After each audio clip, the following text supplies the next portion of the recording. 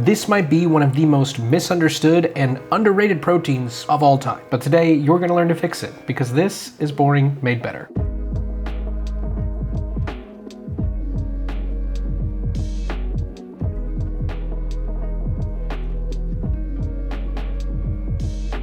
Touch anything because I've got chicken juice all over my hands. Now everyone's had that nightmare where you're being chased through the forest by a bland chicken monster with no eyes, no feet, but yet somehow he still has toes, but really it doesn't matter because he still ends up catching you anyways and ruining your meal. There's no shame, we've all had that dream. And now that I say that out loud, I feel like it's just a me thing. But with these 3 methods that you can apply to really any chicken breast recipe, you're finally gonna be able to sleep through the night. Now for our first method, we're gonna be pan searing, which I honestly feel like is the most common way to cook chicken breast, but also the easiest way to mess it up. Now one of the issues with chicken breast is because it's such a lean piece of meat, typically by the time that you cook the center, the outside of your chicken has dried out. So one of the things we're gonna do to hopefully prevent that is we're going to slice our chicken breast in half. Just carefully taking your knife down the center, pulling it back, trying to make sure you split it as even as possible, just like that. Now, instead of having one giant thick piece of chicken, we've got 2 much more manageable thin pieces of chicken. Now for this first recipe, we're gonna do a buttery lemony herb situation. And so for that, I'm gonna make a dredge. We're not gonna be deep frying our chicken, but I do wanna make sure that there's a nice coat along the outside of our chicken because the pieces we're using don't have any skin. So I'm gonna start by adding in about a cup of all-purpose flour, then about 2 tablespoons of garlic powder, a tablespoon of smoked paprika, about a teaspoon of dried basil, and same goes for some dried oregano and our thyme, which I do not have a big bottle of, but it still works. Now, alternatively, you could just use a pre-made spice blend like an Italian herb or Lowry's if you really wanted to. It's up to you. You just want to make sure that your meat is seasoned well so that way all the flavor is there so you don't end up with a juicy but bland chicken breast. But either way, your flour should look not like regular flour. It should look pretty aggressively seasoned. That just means your chicken is going to have a ton of flavor. Then we're just going to take our chicken breasts and we are going to dunk and pat them all up in the flour. We want to make sure every bit of it is coated 100%. Oh my gosh, I forgot salt and pepper. What am I doing? Are you really not gonna say anything? You were just gonna let me go about my business? Totally forgot salt and pepper like a madman. I was looking at it, I was like, there's something missing here. Something not right. And then now you're going to make sure your chicken is nice and evenly coated, all the nooks and crannies, just like this. And then of course do the same with the other piece. And now to cook this, we're gonna wanna preheat our stainless steel pan to about medium-high heat. We wanna make sure we get a nice good sear on it so that way our flavor is intact, crusts all together, and it's nice and delicious. And because we cut these thin, we don't necessarily have to worry about them overcooking the outside by the time the inside's cooked. Once we're nice and preheated, we're gonna go ahead and add in a little bit of olive oil. This is just gonna serve as our base layer, but we're also going to add in a couple tablespoons of unsalted butter. This is just gonna add a little extra lubricant as well as a little extra flavor. And once our butter is nice and melted, we're just gonna go ahead and lay in our chicken, and we'll just let this sit and sear on one side for about 2 to 3 minutes. And then once that first side has a good color to it, we're gonna go ahead and flip it over, and then again, we're gonna let it sit and cook for about 2 to 3 more minutes. And then after that 2 minutes is done, we're gonna go ahead and flip it one more time. Well, technically speaking, it's not the last time we're gonna flip it. And we're gonna add in about 4 more tablespoons of butter. We're basically just going to baste this the same way that you would a steak, and that's gonna help keep it nice and juicy and moist without drying it out.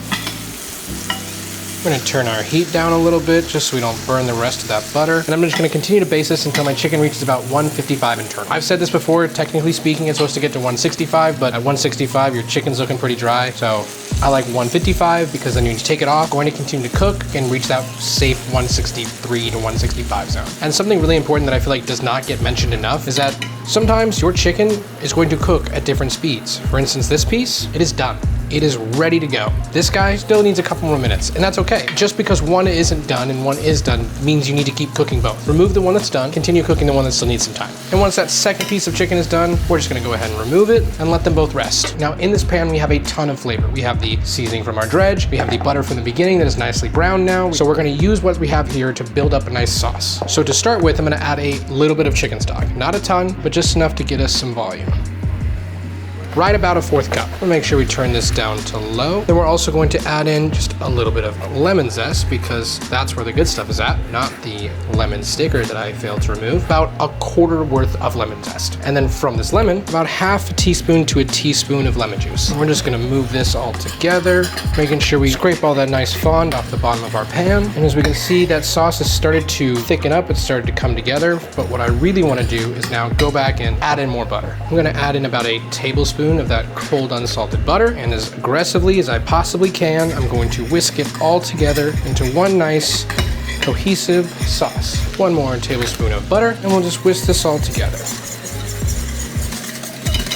And now once your sauce is nice and glossy and emulsified, you're gonna wanna add salt. You wanna do this part at the end because as you're building your sauce, some of that moisture is going to evaporate, which is going to condense it, and you wanna make sure you're salting your sauce appropriately. It's good. And now all that's left to do is just cut up our chicken.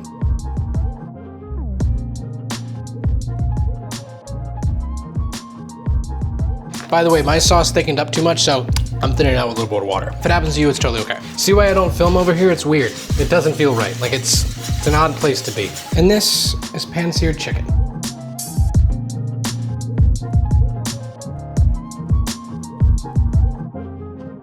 Next up, we have oven baked, which to pair with that, we are going to be brining our chicken. Now, for those of you who are new to brining, there are really two methods to do a brine. You can do a wet brine or a dry brine, but technically speaking, a dry brine is really just a cure, and so there's some debate whether or not that's actually brining or if it's just curing. We are gonna do a wet brine today, which means we're gonna start with about 4 cups of water, roughly 4 tablespoons of salt, about a tablespoon of sugar, 2 to 3 cloves of crushed garlic.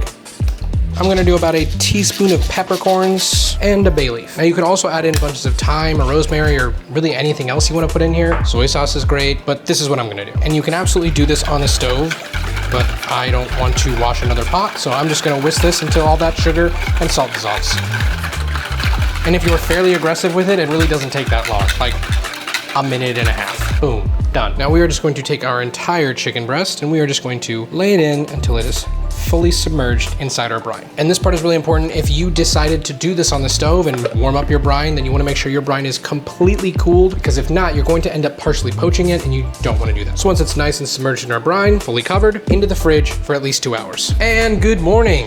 It has been well over 2 hours. My wife got back from work last night and she had had a long day, so put everything on pause and picking it up this morning. So after your chicken has been brining for at least 2 hours, but it's okay if it's more, we're going to prep everything to throw it in the oven. Starting by cutting up a little bit of produce to throw underneath our chicken to get roasty and toasty and absorb some flavor and have a nice little churi go on top. So we'll start by just cutting up one nice vine-ripe tomato. I'm going to break it up into 6 just because that way it will sit a little more flush on our sheet tray. Then I've got one nice little jalapeno, nothing too crazy, just something to add a little bit of a kick. Split that down the center, and then again I'm gonna cut that into quarters just to spread that surface area out a little bit more. I've also got a red onion, but I don't want all of it, nor do I want even half of it, so into quarters. Then I'm just gonna cut the butt off and the tip off, and I'm just gonna peel back these layers and throw them on there one by one. We're gonna chop all of it up afterwards anyway, so it really doesn't matter too much. And then the last thing we're gonna do is we're just gonna go ahead and crush some garlic and remove the skin, because you don't want to munch on the skin. You want to see something cool? Garlic.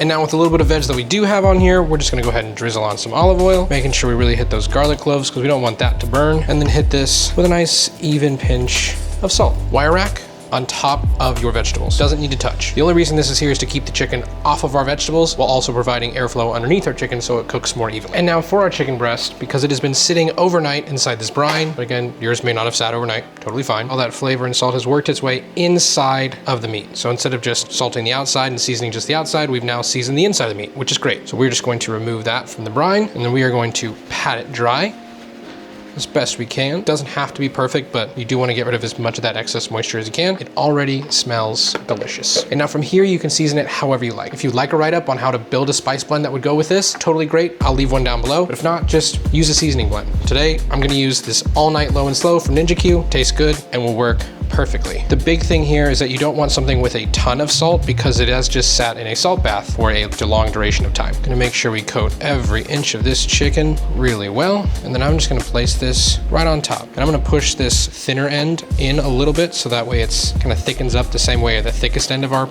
chicken breast is shaped, so that way it doesn't dry out as quickly. Instead of it being really flat on one end, we end up with something that is more uniform. And now we're gonna place this into our oven that's set to 425 degrees for 15 to 18 minutes, somewhere in there. Check your chicken. The important thing here isn't the amount of time that's cooking, but it's the internal temp of your chicken. So it's really important that at like 12 minutes, go in there with a meat probe, pop it in, see where it's at. Remember, I like to pull my chicken around 155 because it's going to continue to cook. But if you want to cook to 165, totally fine. It'll still be good, just maybe a little drier than what I would make. Okay, mine took 17-ish minutes, 17 and a half, call it 18. Probably could have pulled it a little bit earlier than that, but I got distracted. But that's okay, it's still gonna be good. So now I'm gonna just take this chicken breast, I'm gonna move it over here to let it rest.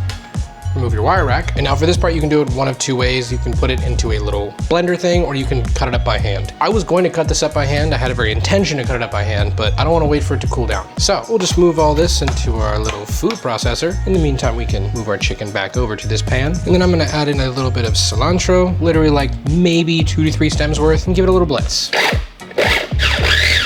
I guess technically earlier I said this was like a churi, and it's really not. It's like, technically speaking, more like a salsa than anything else. So I don't know why I said churi, but tell you what, doesn't matter what it is, freaking good. And then now that our chicken is nicely rested, we're just gonna go and slice it up and plate it.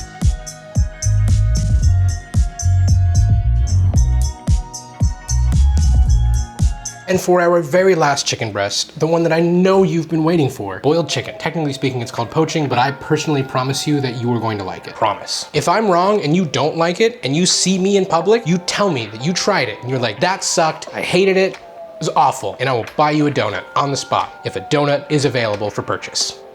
Now you're gonna start by filling your pot with a ton of water. This is roughly 16 cups of water. Now I'm going to add in about 4 of these chicken bouillon cubes. They look like bubblegum, but they're not bubblegum. And you don't have to use these cubes. You can also just use chicken stock if you have chicken stock. You can use better than bouillon if you really want. Like whatever you have around to make it flavorful. We're going to be poaching our chicken inside this broth, and we wanna make sure that it has a ton of flavor. And then I've got about 6 cloves of garlic that I'm just going to crush and toss in here, leaving the skin on because for something like this, it really doesn't matter. Then I've got about 150-ish grams of ginger that I'm gonna break apart and toss in here. And stuff like this doesn't have to be exact. Like you're just building up a stock, so don't feel like you have to do exactly 6 cloves of garlic or exactly 150 grams of ginger. Use what you got. This is the perfect time to experiment and try new things. But I also have 7 stalks of green onions that I'm just tearing up and adding in. I'm gonna do a couple tablespoons of sesame oil, about a tablespoon, 2 tablespoons of Shaoxing cooking wine, and a nice couple generous pinches of salt. And then we just want to bring all this up to a boil. For those of you who don't know, this is more or less just a play on Hainanese chicken rice. And we're doing that today because for me, it's one of the greatest representations of really good poached chicken. It's fairly popular, people love it, and it's super easy to make at home. But one of the things that I really like about it is it's very customizable. You can build your poaching liquid however you want. You can keep it Asian, you could maybe give it a more Japanese feel with maybe some soy sauce and some mirin, but you also could take it to the total opposite end and you could do something Spanish or Mediterranean. Whatever it is that you want to make, you can do it poaching your chicken. The chicken is going to get tons of flavor from the poaching liquid we're building, and then on top of that, we're gonna make a really nice sauce to go on top, literally on top. And it is super easy to do, and it's so hard to mess up. Not impossible, but really,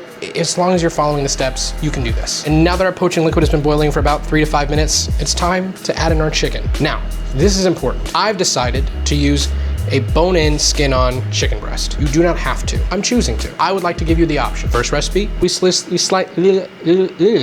chicken breast in half. Second recipe, we left it whole. This time we've got a bone-in, skin-on chicken breast. I'm trying to give you a little bit of variety here so I can teach you more things. This is called a split, and one of the other reasons I'm using this is because we're poaching it. I want to let that fat on the skin render out. I want to let the bone inside add as much flavor as possible. So because of that, in with our bone-in, skin-on chicken breast. And now that our chicken is in, we want to make sure that it is fully submerged as best as we can, obviously. And from here, we are just going to cover it up and turn it down to a nice simmer. I don't want to aggressively boil this. We just want to make sure our water is nice and simmery. So think like medium to medium low. And then we are just going to set this aside while we prep our sauce. Now for our sauce, we're going to start by just peeling some ginger. Then we're just going to cut the nubbin off. And we're going to cut these into thin little ginger discs.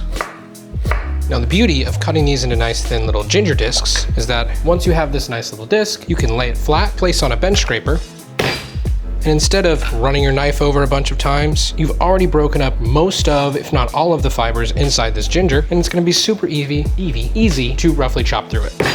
And then after just a few passes, you end up with about 2 tablespoons of roughly chopped ginger. Now we're gonna do a similar thing with some garlic. Just a couple cloves, nothing too crazy here. Relax. There's been a lot of garlic today, which if you like garlic, great. But if you're not about garlic, I can't imagine you've made it this far. But if you don't like garlic, I'm glad you stayed around. Thanks, it means a lot. And we just want to get our garlic about the same size as our ginger, so it's all nice and even. And the last thing we're gonna cut up is just a couple of green onion stalks. Green onions are by far the easiest way for me to tell if my knife is not sharp. And I need to sharpen this knife.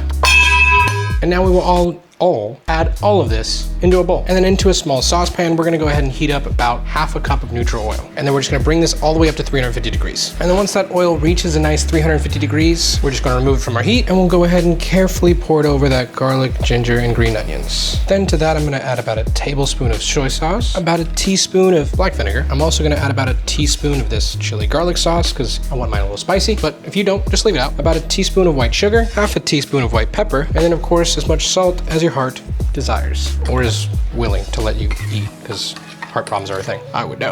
I don't have a heart problem. I realized I just said that and it sounded like it meant I have a heart problem. I don't have a heart problem, I'm just overweight, and so naturally, like, it's something I think about. Okay, but I'm not, I didn't want that to come off like I have a heart problem. I'm okay. Now our chicken has been going for about 35 minutes, which means we're done. It's actually technically not what it means. I temperature checked it and our chicken is done. That's why I know it's done. So now we're just gonna remove it from the, thought I was gonna grab it with my fingers. You're sick. Well, that totally is something I would do. I wouldn't do it on purpose. Boom, boiled chicken breast. And it's delicious and you're gonna love it. And one of the beautiful things about this method is now you have this very nice fortified chicken stock that is great. Like, this is, if you were gonna make Hainanese chicken rice, you would then use this liquid to make your rice. So definitely do not throw this away. This is good. One of the things you can do, especially if you decided to use the bone-in chicken, is you can cut out your bone, add it back in, and let it keep going. Let it keep taking out flavor from that bone, because why not? That's awesome. So I'm just gonna move this out of the way, and now we're just gonna let this rest here for at least 10 minutes.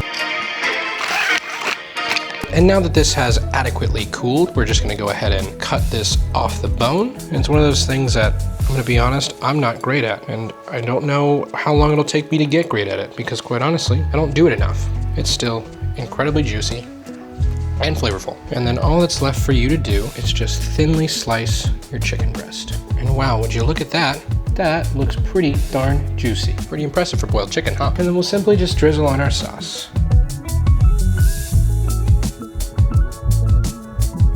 Thank you so much for watching. I really hope that you enjoyed it and that you learned something. Here's a photo of me when I thought I'd be a child model, and I'll see you next week.